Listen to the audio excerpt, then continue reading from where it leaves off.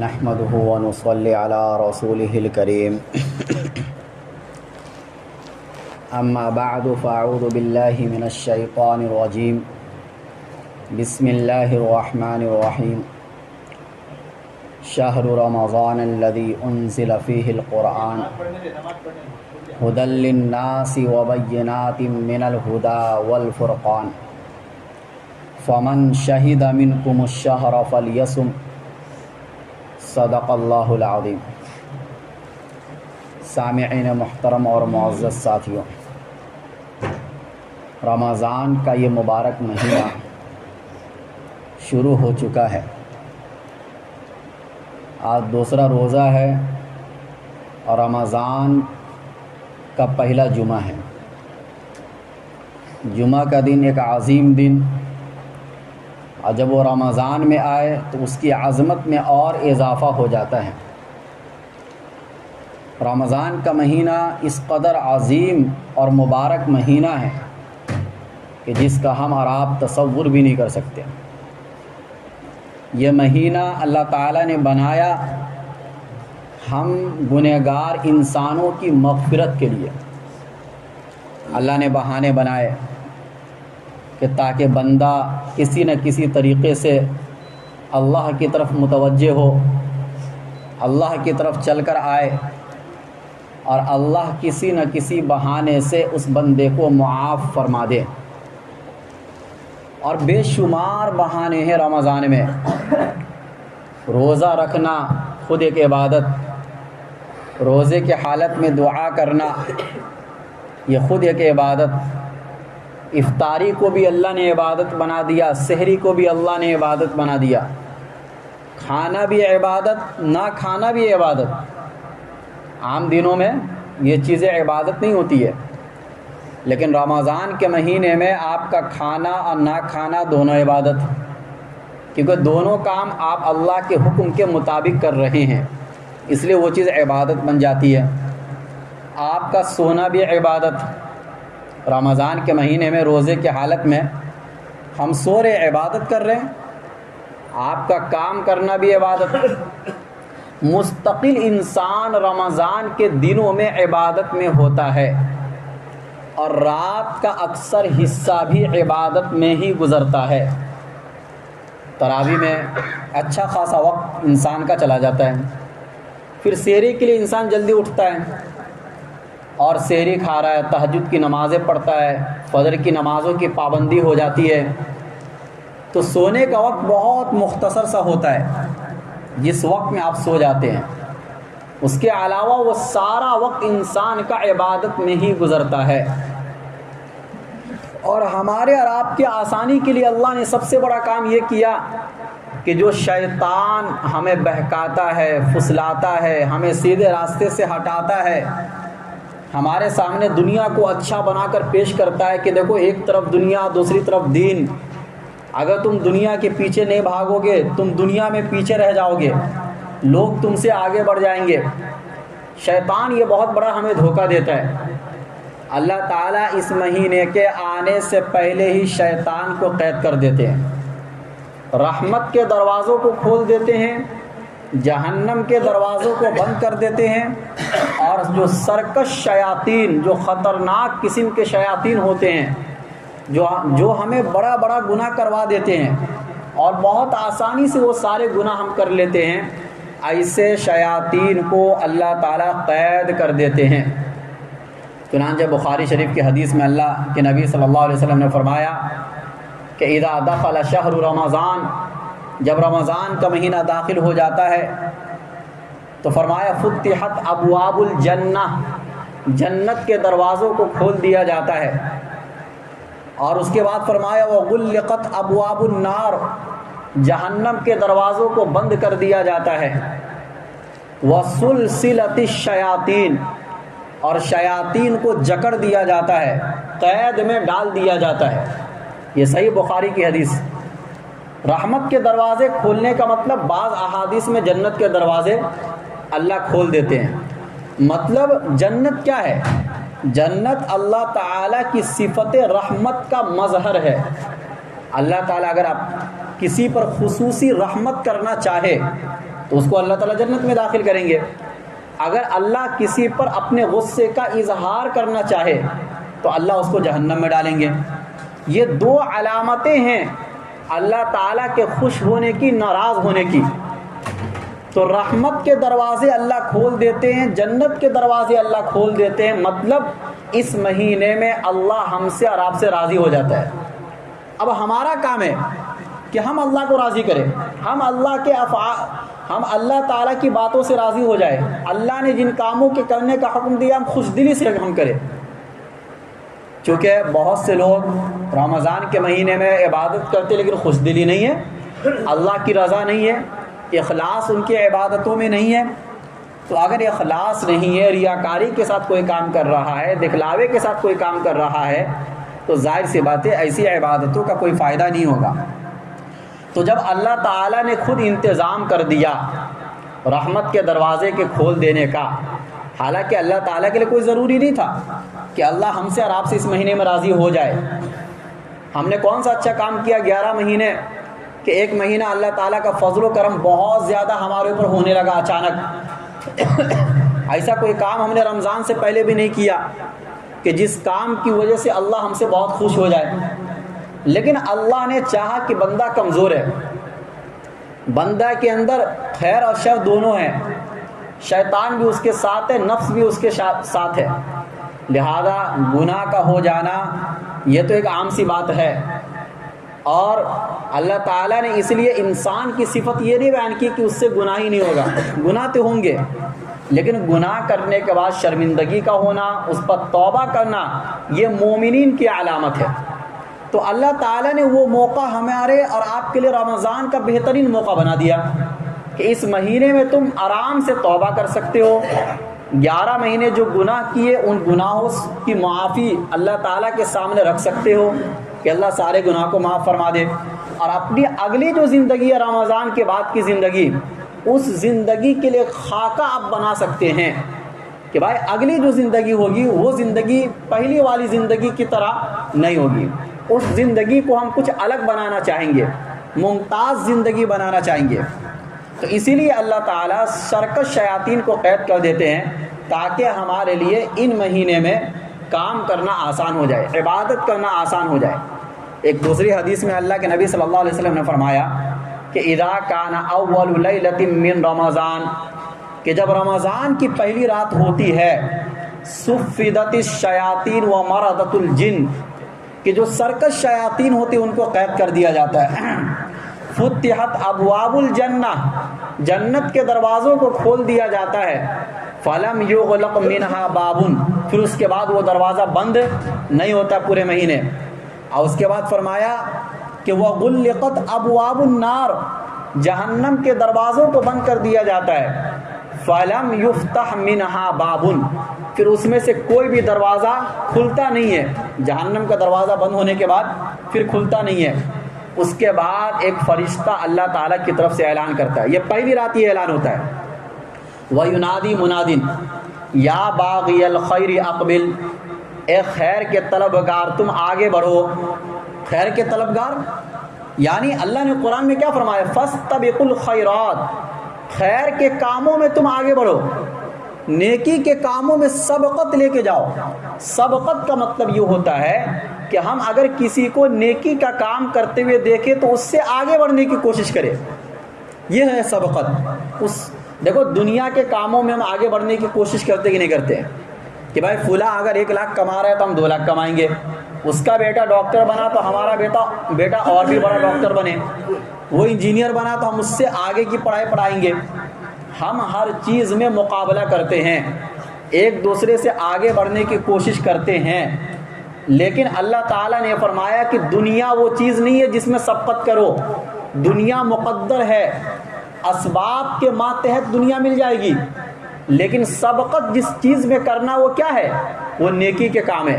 اس لیے فرشتہ اعلان کرتا ہے کہ یا باغی الخیر اقبل، کہ خیر کے طلبگار آگے بڑھو، یعنی تمہارے لیے یہ مہینہ آ گیا، جس چیز کا تم انتظار کر رہے تھے کہ نیکیوں کا مہینہ آئے، نیکیوں کا موسم آئے، زیادہ سے زیادہ عبادت کرنے کا مہینہ آئے، وہ مہینہ ہمارے اور آپ کے پاس آ گیا۔ وَيَا بَاغِيَ الشَّرِّ أَقْصِرْ، اور جو شر کے طلبگار ہیں، جنہوں نے 11 مہینے صرف برائیاں کی، ان کے کھاتے میں کوئی نیکی نہیں ہے، نہ نماز کی نیکی، نہ روزے کی نیکی، نہ زکوٰۃ کی نیکی، صرف اتنی نیکی ہے کہ وہ مسلمان ہیں، وہ کلمہ لا الہ الا اللہ محمد رسول اللہ پڑھا ہے۔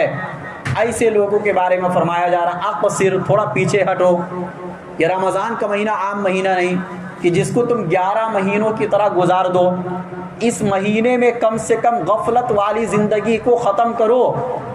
اسی بنیاد پر رمضان کے مہینے میں ہم دیکھتے ہیں اس اعلان کا سب سے بڑا فائدہ ہوتا ہے، دیکھو فرشتوں کے ذریعے سے اعلان ہوتا ہے نا، اور جب فرشتوں کے ذریعے سے اعلان ہوگا تو اثر کیوں نہیں دکھے گا؟ اس کا اثر یہ ہوتا ہے کہ سارے لوگ مسجدوں میں آنا شروع ہو جاتے ہیں، بغیر بلائے آنا شروع ہو جاتے ہیں۔ باقی مہینوں میں بلانے کی بھی ضرورت پڑتی ہے، بلانے کے بعد بھی آنا مشکل ہوتا ہے، لیکن اس مہینے میں اللہ کی طرف سے ایک اعلان کافی ہے، اور اس ایک اعلان کی برکت یہ ہوتی ہے کہ پھر پورے مہینے مسلمان مسجدوں کو بھر دیتے ہیں۔ اچھا، یہاں پر ایک بات کی طرف میں توجہ دلانا چاہتا ہوں کہ عام طور سے کچھ وہ لوگ جو پورے سال نماز پڑھتے ہیں، ان لوگوں کو طعنہ دیتے ہیں جو صرف رمضان میں آ کر عبادت کرتے ہیں۔ دیکھو، عبادت کا طعنہ دینا یہ تکبر کی علامت ہے۔ کسی کو اس بات کا طعنہ دینا کہ تم صرف رمضان میں کیوں آ رہے ہو، 11 مہینے کیوں نہیں آئے، یہ فیصلہ آپ کرنے والے نہیں، یہ اللہ کا فیصلہ ہے۔ یہ فیصلہ کس کا ہے؟ اگر ایک بندہ رمضان میں اس قدر عبادت کر لیا کہ اللہ اس سے راضی ہو گیا، اور اس کے رمضان کی اسی عبادت کی وجہ سے کل قیامت کے دن جنت کا فیصلہ ہو جائے، ایک وہ بندہ جو پورے سال عبادت کرتا ہے لیکن اس کا کوئی ایک بڑا گناہ ہے جو اس سے چھوٹ نہیں پا رہا ہے، اور اس ایک گناہ کی وجہ سے اس کو جہنم میں ڈال دے، تو اللہ سے سوال کون کرے گا؟ کسی کے اندر اتنی ہمت ہے کہ بھائی یہ بندہ تو صرف رمضان ہی تھا، باقی ہم تو آپ کے ماننے والے تھے پورے 12 مہینے، یہ فیصلہ تو ہمارے حق میں ہونا چاہیے جنت کا۔ اللہ کہیں گے تم مجھ سے سوال مت کرو، میں کس عمل سے خوش ہو جاؤں یہ میرا فیصلہ ہے۔ تو اسی لیے عبادت کا طعنہ دینا کسی کو یہ تکبر کی علامت ہے، اور اپنے آپ کو یہ سمجھنا کہ میں بہت بڑا عبادت گزار ہوں، میں تو باقی پورے مہینے عبادت کرتا ہوں، کچھ لوگ ایسے ہیں جو صرف رمضان میں عبادت کرتے ہیں، یہ عجب ہے، اور عجب بھی ایک بیماری ہے۔ عجب کا مطلب ہوتا ہے اپنے آپ کو اچھا سمجھنا عبادت میں، تو عبادت میں کبھی بھی اپنے آپ کو اچھا نہیں سمجھنا چاہیے، کیونکہ عبادت میں اصل چیز اخلاص ہے، اور اخلاص کا تعلق دل سے ہوتا ہے، اور دل کی کیفیت کو صرف اللہ جانتا ہے۔ تو کون بندہ پورے سال بغیر اخلاص کے عبادت کرتا ہے، اور ایک وہ بندہ ہے جو رمضان میں اخلاص کے ساتھ عبادت کرتا ہے، تو ظاہر سی بات ہے اخلاص والی عبادت اللہ تعالیٰ کے یہاں قابل قبول ہو جائے گی، اور وہ بندہ جو پورے سال عبادت تو کرتا لیکن اخلاص نہیں ہے، اس کے پورے سال کی عبادت قابل قبول نہیں ہوگی۔ تو اس لیے اس چیز کے اوپر توجہ دینے کی ضرورت ہے، جو آ رہا ہے اس کو آنے دیجئے، جو نہیں آ رہا اس کو لائیے، کہ رمضان کا مہینہ چونکہ غفلت کا مہینہ نہیں ہے، یہ سب کی ذمہ داری ہے کہ آپ کے محلے اور معاشرے میں کوئی بندہ بھی ایسا نہ رہے کہ جو رمضان کے مہینے میں مسجدوں میں نہ آئے۔ تو یہ اللہ کے نبی صلی اللہ علیہ وسلم نے اس حدیث کے اندر یہ اعلان فرمایا۔ اس کے بعد فرمایا وَلِلَّهِ عُتَقَاءُ مِنَ النَّارِ، کہ رمضان کے مہینے میں اللہ کی طرف سے یہ بھی اعلان ہوتا ہے کہ ہر دن جہنم سے لوگوں کو آزاد کیا جاتا ہے۔ وَذَلِكَ كُلُّ لَيْلَةٍ، اور یہ کام ہر رات ہوتا ہے، یہ کام ہر رات۔ شب قدر کی ایک الگ فضیلت ہے، شب قدر کے علاوہ کی بات ہو رہی ہے کہ رمضان کے ہر رات کی یہ خصوصیت ہے کہ رمضان کے ہر رات میں بہت سے بندے کو اللہ تعالیٰ جہنم سے آزاد فرما دیتے ہیں۔ اسی لیے ہم رمضان کے مہینے میں تراویح میں کوتاہی نہ کرے، کیونکہ تراویح رات میں ہی پڑھتے ہیں، ہو سکتا ہے اسی وقت اللہ کا رجسٹر کھل جائے اور اللہ اپنے بندوں کو دیکھ لے کہ بھائی یہ بندہ تو پورے دن محنت کیا، اور تقاضا تو یہ تھا کہ افطاری کرتا، عشاء کی نماز پڑھتا، سو جاتا، اصل تو یہی ہے، لیکن یہ بندہ صرف میری محبت میں، میری رضا کے خاطر 20 رکعت تراویح پڑھنے کے لیے آ گیا، کوئی معمولی چیز تو نہیں ہے تراویح پڑھنا، اتنا لمبا کھڑا رہنا، اور بعض مرتبہ کھڑا رہنا آسان ہوتا ہے لیکن اٹھک بیٹھک میں کھڑا رہنا یہ تھوڑا مشکل ہوتا ہے، خصوصاً ان حضرات کے لیے جن کی عمر زیادہ ہو جاتی ہے، جن کے لیے اٹھنا بیٹھنا مشکل ہو جاتا ہے۔ لیکن وہ حضرات بھی رمضان میں ایک عہد کر لیتے کہ نہیں، رمضان کے مہینے میں ہم پورا کریں گے، عبادتوں کو مکمل کریں گے چاہے کتنی بھی تکلیف ہو، اور یہ کام صرف اور صرف اللہ کی رضا کے لیے تو ہو سکتا ہے، باقی کسی اور کے لیے نہیں ہو سکتا ہے۔ اس لیے ہم اللہ کی محبت میں ہر کام کریں رمضان کے مہینے میں۔ ہر رات آپ کے لیے یہ پیغام ہے، یہ آفر ہے کہ آپ اپنا نام لکھوا لو ان لوگوں کی فہرست میں کہ جن لوگوں کے لیے اعلان ہو رہا ہے کہ ان کو ہم نے جہنم سے آزاد کر دیا۔ دیکھو جس کے لیے ایک مرتبہ اعلان ہو جائے نا کہ یہ جہنم سے آزاد ہو گیا تو اللہ تعالیٰ دوبارہ اس کو جہنمیوں کی فہرست میں نہیں لکھتے ہیں۔ یہ اللہ تعالیٰ کا اصول ہے کہ اللہ تعالیٰ کو چونکہ آگے کا علم ہے، اللہ تعالیٰ کو ایک انسان کی زندگی کے 70 سال کا علم ہے، ہمیں اور آپ کو علم نہیں ہے کہ ہمارا خاتمہ کس چیز کے اوپر ہوگا، ایمان پر ہوگا یا غیر ایمان پر ہوگا۔ اللہ ہم سب کی حفاظت فرمائے اور حسن خاتمہ کی توفیق نصیب فرمائے۔ لیکن اللہ کے علم میں تو سب ہے نا کہ یہ بندہ کس پر مرے گا، تو اللہ کا فیصلہ بھی اسی اعتبار سے اترتا ہے۔ اب اللہ نے اگر کسی کے لیے فیصلہ کر دیا کہ یہ جہنم سے آزاد ہو گیا، مطلب آزاد ہو گیا وہ، اب اللہ تعالیٰ سے حسن ظن رکھنا چاہیے۔ تو اس لیے رمضان کے مہینے میں جس قدر محنت ہو سکے آپ اتنی محنت کیجئے۔ ہمارے نبی صلی اللہ علیہ وسلم معصوم عن الخطا تھے، پیغمبروں کے سردار تھے، اور اللہ تعالیٰ کے یہاں آپ کا جتنا بڑا مقام و مرتبہ دنیا میں کسی مخلوق کا اتنا بڑا مقام و مرتبہ نہیں، حتیٰ کہ اللہ کا عرش بھی اس قدر اللہ کے نبی سے عظیم نہیں ہے، اللہ کا کعبہ بھی اللہ کے نبی کے مقابلے میں عظیم نہیں ہے، کیونکہ ہمارے نبی صلی اللہ علیہ وسلم کا جسم مبارک اور ہمارے نبی صلی اللہ علیہ وسلم کی ذات مبارک اللہ کے بعد دوسرے نمبر پر ہے، اس کے بعد ساری مخلوقات ہے۔ اتنا بڑا مقام و مرتبہ ہونے کے باوجود ہمارے نبی صلی اللہ علیہ وسلم رمضان کے مہینے میں بستر چھوڑ دیا کرتے تھے، پوری رات عبادت کرتے تھے۔ ہمارے نبی تو ویسے بھی 11 مہینے میں عبادت کرتے تھے، لمبی لمبی تہجد کی نماز پڑھا کرتے تھے، تو سوچو رمضان کا کیا عالم ہوگا جب ہمارے نبی اتنی محنت کرتے تھے، جن کو آخرت کی کوئی فکر لینے کی ضرورت نہیں تھی، اللہ نے سب معاف فرما دیا تھا، اگرچہ فکر سب سے زیادہ لیتے تھے لیکن ضرورت نہیں تھی ان کو، لیکن اس کے باوجود بھی امت کی تعلیم کے لیے، امت کو ایک سبق سکھانے کے لیے اور امت کو طریقہ بتانے کے لیے عبادت کرنے کا ایک طریقہ ہمیں اور آپ کو دے دیا کہ دیکھو تم اگر رمضان کے مہینے میں تراویح بھی پڑھ لو گے تو یہ سمجھو کہ تم پوری رات عبادت کر لیے، رات کا حق تم نے ادا کر دیا۔ اس لیے اس عبادت میں ہمیں کمی کوتاہی نہیں کرنی ہے۔ اس کے بعد ایک حدیث میں اللہ کے نبی صلی اللہ علیہ وسلم نے فرمایا کہ دیکھو رمضان کے مہینے میں تین لوگوں کے بارے میں فرمایا کہ اگر ان لوگوں کی مغفرت نہ ہو سکی تو اس کے ناک خاک آلود ہو۔ پہلا وہ بندہ کہ جن کے سامنے ہمارے نبی صلی اللہ علیہ وسلم کا نام لیا گیا اور وہ ہمارے نبی پر درود نہیں پڑھا، اس آدمی کی ناک خاک آلود ہو۔ دوسرا وہ بندہ کہ جو رمضان کا مہینہ پایا اور رمضان کے ختم ہونے سے پہلے اپنی مغفرت نہ کروا سکا تو اس بندے کی بھی ناک خاک آلود ہو۔ اور تیسرا وہ بندہ جو بڑھاپے کی عمر میں اپنے ماں باپ کو پایا اور اس کی خدمت کر کے اپنے آپ کو جنت میں داخل نہ کروا سکا، اس کی بھی ناک خاک آلود ہو۔ دیکھو یہ تینوں ایک عبادت ہے اور ہم رمضان کے مہینے میں تینوں کام کر سکتے ہیں۔ دیکھیں اللہ کے نبی صلی اللہ علیہ وسلم پر تو کثرت سے درود بھیجنا ہی ہے، اس میں تو پیچھے بالکل بھی نہیں ہٹنا ہے، اور رمضان کے مہینے میں اپنی مغفرت کروانا ہے چاہے کسی بھی طریقے سے ہو۔ اور تیسرے نمبر پر اگر کسی کو اللہ نے ماں باپ کی دولت سے نوازا ہے، ماں باپ بڑھاپے کی عمر میں اگر پہنچ گئے اور ان کی خدمت کا ہمیں موقع مل رہا تو یہ اللہ کی طرف سے ایک نعمت ہے۔ آج کل چونکہ ماحول بدل گیا اور سوچنے کا طریقہ بدل گیا، لوگ یہ سمجھتے کہ یہ زحمت ہے، لیکن حقیقت میں یہ اللہ کی نعمت ہے۔ یہ موقع اللہ ہر کسی کو نہیں دیتا ہے۔ جن کے ماں باپ جوانی میں چلے گئے اور جن کے ماں باپ اس عمر میں چلے گئے کہ ان کی اولاد کو خدمت کا موقع نہیں مل سکا، تو وہ جنت میں جانے کا ایک بہت بڑا سبب انہوں نے کھو دیا۔ جنت میں جانے کا ایک بہت بڑا سبب جو بہت آسان سبب بھی ہے دیکھا جائے تو، اب بہت آسانی سے وہ جنت میں داخل ہو سکتا تھا، وہ گویا کہ کھو دیا۔ اچھا، ان تینوں کا ذکر اللہ تعالیٰ نے اللہ کے نبی نے ایک حدیث میں کیوں فرمایا؟ اگر اس کے پیچھے آپ غور کریں گے ایک وجہ یہ سمجھ میں آتی ہے کہ ان تینوں کے احسانات بہت زیادہ ہیں۔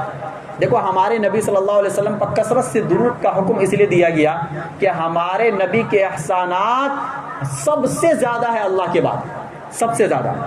اور رمضان کے مہینے میں جو کچھ بھی مل رہا وہ اللہ کے احسانات ہے۔ اگر اللہ چاہتے تو رمضان کو یہ فضیلت نہ دیتے، لیکن اللہ نے اگر فضیلت دی ہے تو یہ تو اللہ کی طرف سے ہے نا۔ ایسا تو نہیں ہے کہ ہم نے کوئی اللہ تعالیٰ کے لیے کوئی اچھا کام کیا جس کی بنیاد پر اللہ تعالیٰ نے رمضان کو اتنی ساری فضیلتوں سے نوازا۔ یہ اللہ کا فضل و کرم احسان ہے۔ تو اللہ کا احسان جب ہمارے اوپر ہوا تو اس کا تقاضا یہ تھا کہ ہم بھی بہت محنت کریں، رمضان کے مہینے میں خوب محنت کریں، عبادتوں میں، ریاضتوں میں، اور تہجد میں، تلاوت میں، ذکر و اذکار میں، تراویح میں، روزے میں، جتنی بھی محنت و مشقت کرنی پڑے سب کر گزریں گے ایک مہینے کے اندر۔ دیکھو اللہ تعالیٰ قرآن کریم میں کیا فرماتا ہے؟ ایام معدودات، گنتی کے چند دن، یہ دن تمہارے کیا ہو جائیں گے؟ گزر جائیں گے، لیکن ان دنوں میں جو تم نے نیکی کر لی ہے وہ نیکی تمہارے کھاتے میں لکھ لیے گئے جو ہمیشہ برقرار رہیں گے۔ لیکن اگر آپ نے اس مہینے کو غفلت سے گزار دیا تو دیکھو مہینہ تو دونوں کا گزرے گا، جو روزہ رکھے گا اس کا بھی مہینہ گزر جائے گا، جو روزہ نہیں رکھے گا اس کا بھی مہینہ گزر جائے گا، اور بظاہر دنیاوی اعتبار سے دونوں برابر ہی نظر آئیں گے کہ بھائی ایسا تو نہیں ہوگا کہ رمضان کا مہینہ گزر جانے کے بعد ایک بندہ جو بہت محنت مشقت کیا اس کو دنیا میں کوئی انعام مل جائے، ایسا تو نہیں ہے، اور جو روزہ نہیں رکھا، تراویح نہیں پڑھا، اس کو رمضان کے گزر جانے کے بعد کوئی سزا دنیا میں مل جائے، یہ تو ہم نہیں دیکھتے، لیکن آخرت میں اس کا فائدہ تو ضرور نظر آئے گا۔ تو اس لیے ایک مہینے کی عبادت کو معمولی نہ سمجھے، آپ یہ سمجھیے کہ یہ عبادت صرف ایک مہینے کی ہے، لیکن یہ عبادت اتنی عظیم ہے کہ اللہ تعالیٰ کی یہاں اس کا بڑا اجر و ثواب ہمیں ملنے والا ہے، اجر عظیم ملنے والا ہے۔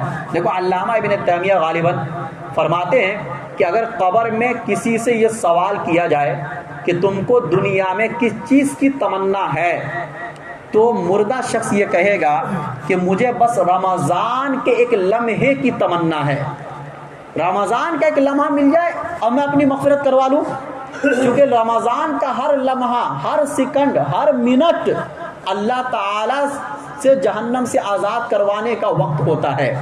آپ دعاؤں کی کثرت کیجئے۔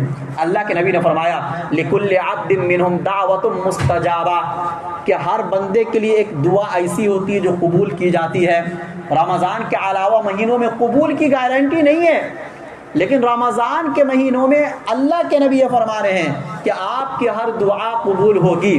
اس لیے رمضان کی راتوں میں لمبی لمبی دعاؤں کی عادت بنائے، اللہ کے سامنے لمبا لمبا کھڑے بھی ہو اور دعا بھی ایک وقت تک ہم کریں۔ یہ نہیں کہ دیکھو ایک رسمی دعا ہوتی ہے، آپ نے ہاتھ اٹھائے، دو چار الفاظ آپ نے پڑھ دیے اور آپ نے ہاتھ نیچے گرا لیے، یہ رسمی دعا ہے۔ دعا مانگنے کا نام ہے۔ دعا کس کو کہتے ہیں؟ جب ہم کسی سے کوئی سوال کرتے ہیں، کچھ مانگتے اپنے سے بڑوں سے، اور ہم اس مانگنے میں محتاج ہوں تو ہمارے مانگنے کا طریقہ بدل جاتا ہے۔ بہت سی مرتبہ ایسا ہوتا ہے کہ ہم کسی سے یوں ہی کوئی چیز مانگ رہے ہوتے ہیں، ضرورت نہیں ہوتی ہے، سامنے والا دے دے تو بھی ٹھیک ہے، نہ دے تو بھی ٹھیک ہے، تھوڑا اکڑ کے مانگتے ہیں۔ لیکن اگر ہم بہت محتاج ہوں، فقیر ہوں، غریب ہوں، ہمارے پاس کھانے کا نہ ہو، اور ہم کسی کے دربار میں جائیں، ہمارے پیچھے ہمارے بچے ہیں، اس کی بھی ہمیں فکر ہے کہ بچے کہیں مر نہ جائے بھوک کی وجہ سے، کسی کے دربار میں جائیں گے لیے بغیر واپس نہیں آئیں گے، اور مانگنے کا طریقہ کیا ہوگا؟ رونے والا انداز اور آہو زاری والا انداز، اور ان کا پیر بھی پکڑیں گے، ان کے سامنے سجدے بھی کریں گے، ان کے سامنے جھکیں گے بھی، ہم یہ بھی معلوم کریں گے کہ یہ والا بندہ کیسے خوش ہوتا ہے، ہر طریقہ اپنائیں گے، کیوں؟ سامنے والے بندے کو خوش کرنا ہے۔ اسی طریقے سے رمضان کا مہینہ آیا، 2 دن گزر گیا، اس پر ہمیں افسوس ہونا چاہیے کہ غفلت میں گزر گیا۔ اب باقی جو وقت آ رہا ہے اس وقت کو غفلت میں ہمیں نہیں گزارنا ہے۔ دیکھو رمضان کا مہینہ کوئی بیان کا مہینہ نہیں ہے، اس لیے میں بیان کے انداز میں کوئی بات کہہ ہی نہیں رہا ہوں۔ بیان پورے 11 مہینے ہوتے ہیں، رمضان کا مہینہ عمل کا مہینہ ہے. اس کا مہینہ ہے. اس لیے اللہ کے نبی صلی اللہ علیہ وسلم رمضان سے ایک دن پہلے ہی بتلا دیتے تھے صحابہ کرام کو کہ دیکھو تمہارے اوپر بہت بڑا مہینہ آنے والا ہے, اس مہینے میں تمہیں یہ کام کرنا ہے. رمضان کا مہینہ تو عمل کا مہینہ ہوتا ہے, اس لیے میں صرف عمل کی طرف آپ کی توجہ کو کھینچ رہا ہوں. اور دو عمل سب سے اہم ہیں جو ہر ہفتے میں اس چیز کی طرف آپ کی توجہ کھینچوں گا. پہلا تو روزہ, کہ اگر کوئی صحت مند انسان ہے اور وہ روزہ نہیں رکھتا ہے تو یہ بہت بڑا گناہ کبیرہ ہے. اسلام کی بنیاد 5 چیزوں پر ہے, ان میں سے ایک روزہ ہے. تو آپ گویا کہ اسلام کی بنیادوں کو ڈھا رہے ہیں, تو روزہ رکھنا یہ آپ پر فرض ہے, اس کو کسی بھی حال میں چھوڑنا نہیں ہے. اور نمبر 2, تراویح کی ایک عظیم عبادت کہ جس کو کسی بھی حال میں نہیں چھوڑنا ہے. ہوتا ہے کیا معلوم ہے, 2-4 دن ہم جوش میں آتے ہیں اور اس کے بعد پھر مسجدیں خالی ہو جاتی ہے. بہت سے لوگ ایسا بھی کرتے ہیں کہ جو کسی جگہ 10 دن کی تراویح پڑھ لیتے ہیں, 6 دن کی تراویح پڑھ لیتے ہیں اور اس کے بعد فری ہو جاتے ہیں. دیکھو یہ طریقہ بہت غلط ہے. اولاً عام طور سے جہاں 10 دن کی یا 6 دن کی یا 15 دن کی تراویح ہوتی ہے, قرآن کریم میں بھی بہت غفلت ہوتی ہے.